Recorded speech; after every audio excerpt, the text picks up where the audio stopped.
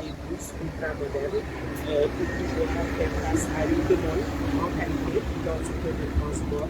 Mais aussi, c'était pour nous une façon de combattre les accidents qu'on constatait au niveau du transport interurbain. Parce que nous avions pensé que la meilleure façon d'apporter une réponse face à la recrudescence de ces accidents, c'était de renouveler et de mettre des bus de dernière génération avec des chauffeurs professionnels, avec un circuit très établi et des horaires de départ. Donc, nous avions décidé d'investir cela pour en faire notre contribution à l'économie. Et lorsque nous avons commencé à effectuer notre exploitation après des investissements très lourds, malheureusement, nous avons fait face à un véritable mur de fer. De par un engagement de certains transporteurs ou bien de certains chauffeurs qui sont opposés à notre projet sous prétexte qu'il est trop moderne pour faire face à la concurrence et eux qui risquaient de ne plus avoir de clients.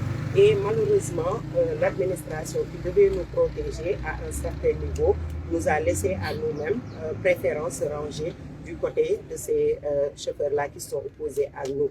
Et cela, nous l'avons dénoncé parce que pour nous, c'était une violation flagrante de tout ce qui était droit et de tout ce qui était égalité entre les citoyens. Parce qu'aujourd'hui, il y a des milliers de bus qui roulent au Sénégal sans pour autant être inquiétés. Donc, nous avons fait les démarches nécessaires pour en informer les autorités. Nous avons écrit à toutes les autorités concernées.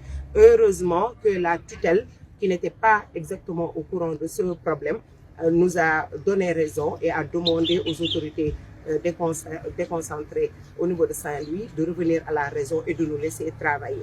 Maintenant, face à cet entêtement-là, nous avons pris l'opinion publique à témoin pour leur dire que nous sommes des Sénégalais qui avons investi des centaines de millions dans ce pays et qui avons le droit de travailler. Et surtout, nous sommes des femmes, nous sommes des jeunes, nous nous sommes reconvertis dans les affaires depuis une dizaine d'années et nous avons le droit de travailler. On n'a pas le droit de nous dire que vous n'êtes pas les bienvenus dans le secteur du transport parce que vous êtes des femmes. On n'a pas le droit de nous dire que vous n'êtes pas les bienvenus dans le secteur du transport parce que vous êtes trop jeunes. On n'a pas le droit de nous dire que vous n'êtes pas les bienvenus à Saint-Louis parce que vous n'êtes pas de Saint-Louis. Ça, ce sont des discours qu'il faut éradiquer dans ce pays et c'est pour cela que nous avons dénoncé cette situation.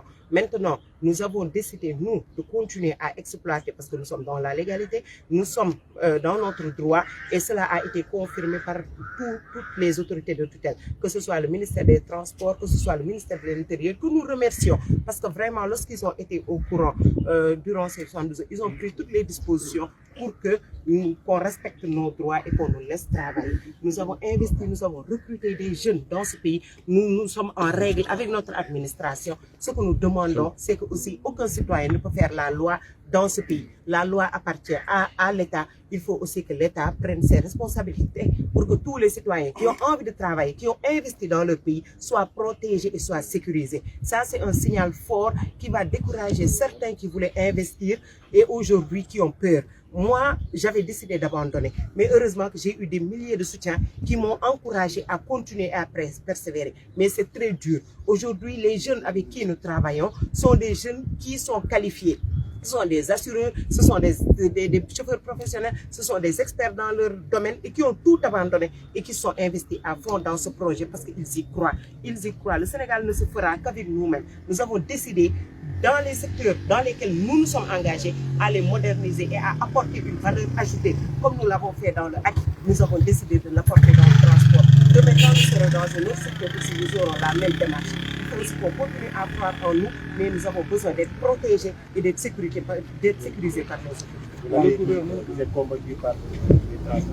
Est-ce que vous connaissez les transports? Oui, aujourd'hui, l'opposition la plus farouche qu'on avait, c'était au niveau de la gare routière de Saint-Louis. Maintenant, ils ont osé faire certaines actions parce qu'on a tous vu que des gens prenaient des voitures clando pour venir barrer nos bus. Donc moi, je ne peux pas comprendre que des véhicules qui n'ont même pas le droit de circuler puissent venir barrer des véhicules modernes qui ont le droit de circuler. Ça, c'est une hérésie. C'est une hérésie. Il faut que les gens aussi apprennent à investir dans le secteur dans lequel ils sont, ou bien qu'ils respectent les autres, le transport est une activité libérale. tous ceux qui veulent investir peuvent venir investir dans ce secteur-là. Les gens ont peur d'investir parce qu'ils ont peur de certains chauffeurs ou de certains transporteurs. Il faut que cette peur-là qu'elle arrête. Moi, de toute façon, je dis que nous sommes dans notre droit, nous avons un circuit capitaine, nous avons un mode d'exploitation simultané de travailler. Si on fait véritablement, on n'a pas de problème, les caractères appartiennent à l'État, les règles qui seront fixées dans ce caractère-là, nous les respecterons. Nous allons vers des assises des États généraux des transports.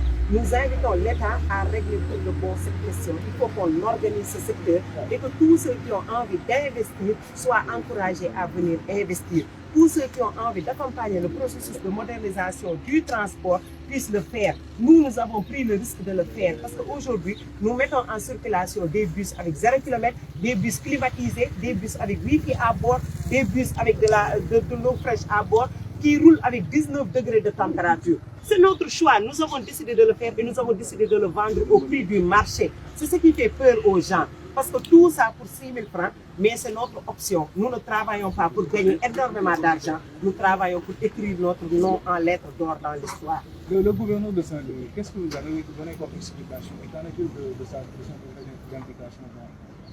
Ils ont tous été saisis. Donc, oralement, ce qu'ils te disent et après, ce qu'ils font, c'est différent. Donc, maintenant, puisque cette situation a été remontée en haut lieu, nous préférons donner ce différent-là. Le ministre de l'Intérieur nous a entendus et il nous a confirmé qu'effectivement, que nous avions raison, que cette situation va être réglée. Nous attendons que cette situation soit réglée. Nous avons espoir parce qu'ils ont pris des engagements fermes par rapport à tout ça. Nous leur avons montré tous les papiers dont nous disposons et ils se sont rendus compte que nous sommes en règle. Et aujourd'hui, ils nous ont promis que force restera à la loi et que nous pouvons retravailler tranquillement. Et nous attendons de voir aujourd'hui. En termes d'emploi, combien d'emplois sera généré? Actuellement, nous, dans le projet, à terme, nous voulons aller au moins à 100 emplois. Parce que le projet a été freiné. Mais nous, dans notre ambition, c'est de couvrir tout le Sénégal. Et nous avons aujourd'hui les moyens de couvrir, Inch'Allah, tout le Sénégal avec un départ tous les jours vers une région bien déterminée. Mais avec ce qui s'est passé, nous avons peur. Est-ce que c'est sûr de continuer à investir dans ces conditions-là? C'est tout ce qui nous préoccupe aujourd'hui. Si on nous laisse travailler, si l'environnement des affaires est assez propice, si aujourd'hui on nous donne les garanties que ceux qui investissent pourront préserver leur investissement, mais nous sommes prêts à continuer parce que nous savons que c'est possible et nous avons les moyens, les ressources humaines et les ressources techniques pour pouvoir y arriver. Aujourd'hui, ce n'est pas un problème pour nous de continuer, mais il faut juste aussi qu'on nous sécurise.